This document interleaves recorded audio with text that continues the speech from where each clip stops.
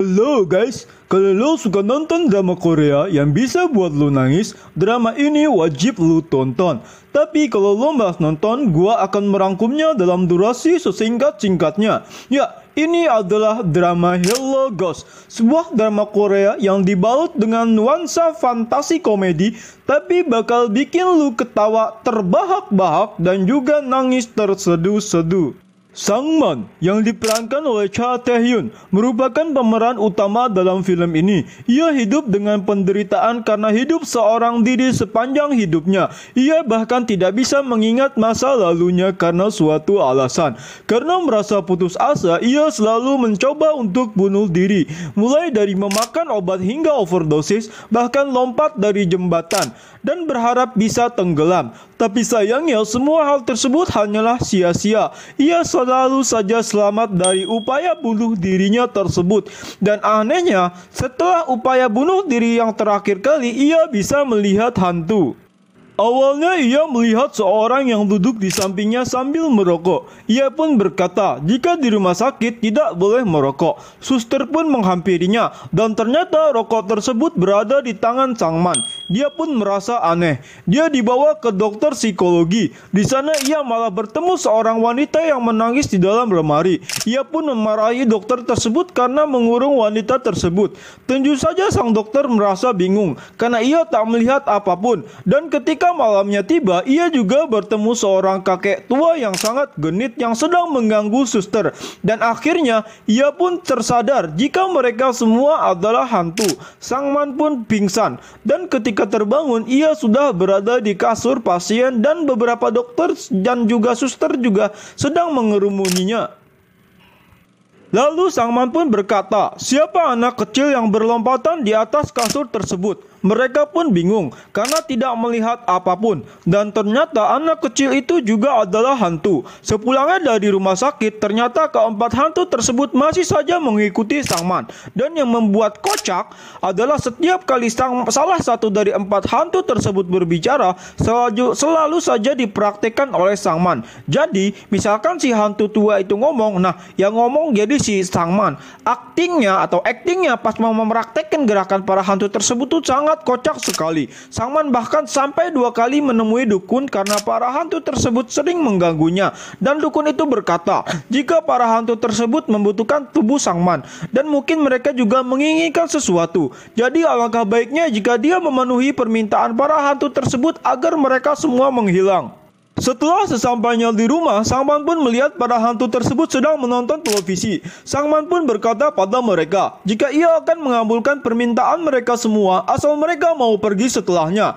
Dan para hantu tersebut pun memutuskan urutannya. Urutan pertama adalah si kakek tua genit. Ia meminta sebuah kamera. Sangman pun menghampiri beberapa toko kamera. Tapi ternyata semua tidak ada di sana. Si hantu tua pun berkata, kamera tersebut berada pada seseorang. Dan ternyata orang tersebut adalah seorang polisi. Ia menemui polisi tersebut dan berkata jika ia membutuhkan kamera tersebut. Ia bahkan mengetahui di mana lokasi kameranya. Tentu saja hal tersebut dikatakan oleh sang hantu dan disampaikan melalui mulut Sangman.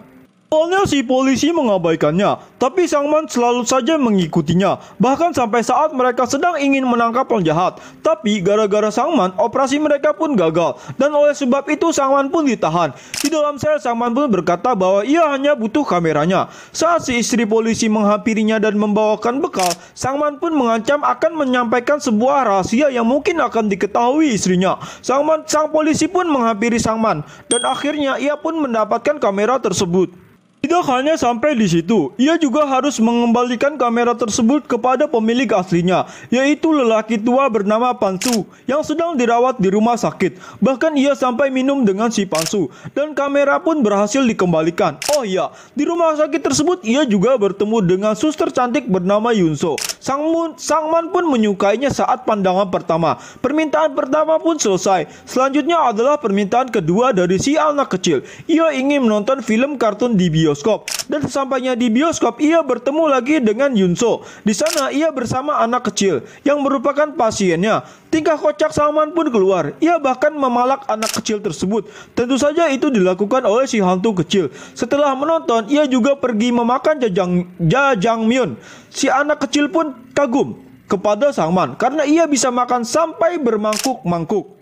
Setelah menonton, si anak kecil juga minta dibelikan sebuah mainan robot-robotan. Ia juga bermain sebuah game dan memenangkan sebuah permen gulali raksasa. Awalnya permen tersebut ingin diberikan kepada si anak kecil, tapi si hantu kecil pun menolaknya dan permintaan kedua pun selesai. Permintaan selanjutnya berasal dari pria parubaya yang suka merokok. Ia meminta sebuah taksi kuning yang berada di tempat rongsokan. Tapi di sana ia malah bertemu seorang pria yang sedang memiliki masalah dengan istrinya. Sangman pun dikira ingin membawa istrinya dan dikejar. Dan akhirnya ia pun menceritakan masalahnya. Dan Sangman pun berkata akan membantunya menyelesaikan masalah dengan sang istri. Setelah masalah tersebut selesai, Sangman pun mendapatkan mobil tersebut. Dan si hantu langsung membawanya ke pantai. Dan di pantai pun mereka berenang dan bersenang-senang. Setelah selesai, Sangman pun pulang ke rumah dan bersama keempat hantu tersebut mereka memakan gulali raksasa yang ia dapat sebelumnya.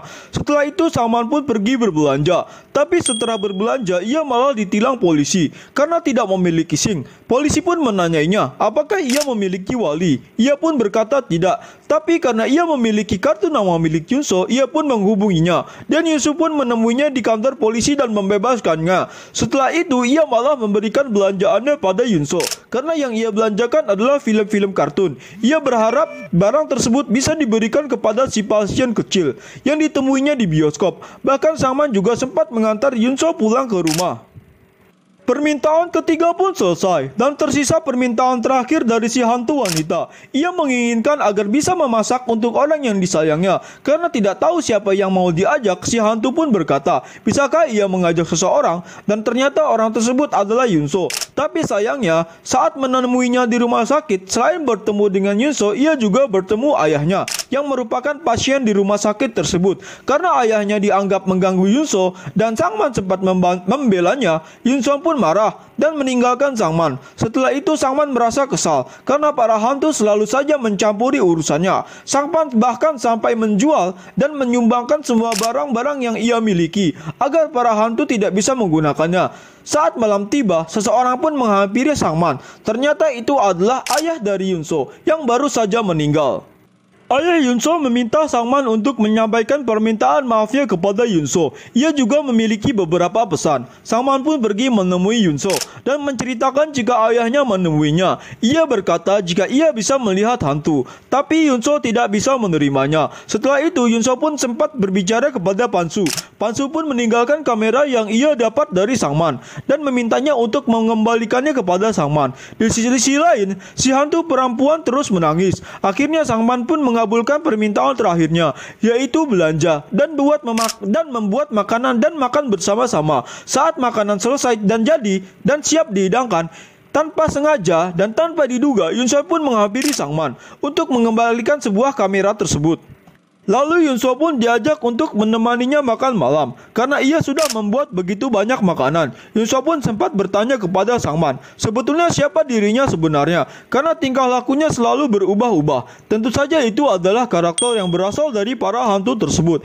Sangman pun hanya terdiam. Sangman sempat berbicara jika ayahnya sangat bahagia memilikinya. Ia juga meninggalkan sesuatu di tempat ia sering bertemu dengannya. Tapi Yunso masih tidak percaya jika Sangman benar-benar bisa melihat hantu. Yunso pun meninggalkan Sangman. Setelah kejadian itu, Sangman sedikit kecewa dan meluapkan kemarahannya kepada para hantu. Ia pun mengusir para hantu tersebut karena semua permintaannya sudah dikabulkan dan sudah dipenuhi. Keesokan harinya, saat terbangun, ia sudah tidak melihat para hantu itu lagi. Sangman pun melanjutkan kehidupan sehari-harinya seperti biasa. Ia bahkan sempat ingin bunuh diri lagi, tapi gagal karena teringat wajah Yunso. Di sisi lain, pasien anak kecil yang ia rawat akhirnya meninggal. Yunso juga sempat pergi ke tempat di mana ia sering bertemu ayahnya, dan di sana ia juga menemukan sebuah kotak yang berisi sepatu. Mengingat perkataan Sangman, ia pun menangis terseduh-seduh. Sangman pun pergi menemui Yunso yang sedang bersedih dan mengajaknya untuk makan siang. Sangman membawakannya kimbap. Yunso juga sempat menanyai tentang hantu yang mengikutinya. Sangman pun menjawab jika mereka sudah pergi.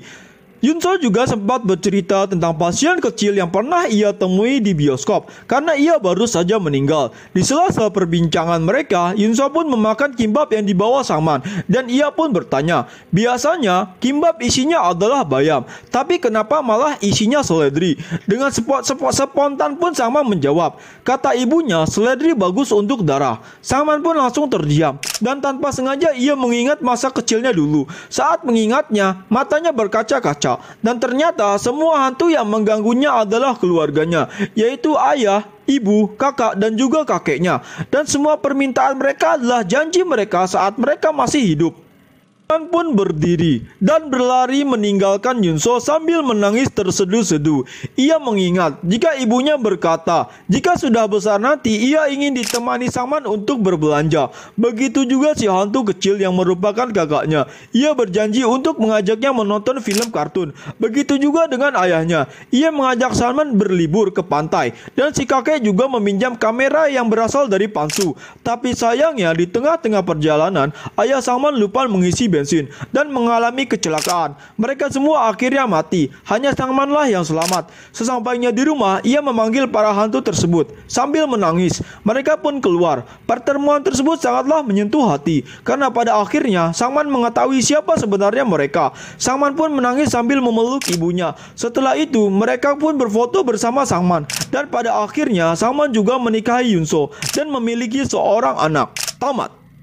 Ya, itu adalah rangkuman dari film Hell Ghost. Ceritanya menurut gua sangat lengkap. Komedinya dapat, dramanya juga dapat, dan bahkan adegan paling epik adalah adegan terakhir di mana Sangman mengingat jika mereka semua adalah keluarganya. Gua selalu mewek dan nangis panas nonton adegan tersebut. Nah, kalau kalian gimana? Semoga video kali ini bisa menghibur dan ketemu lagi di video selanjutnya. Bye bye.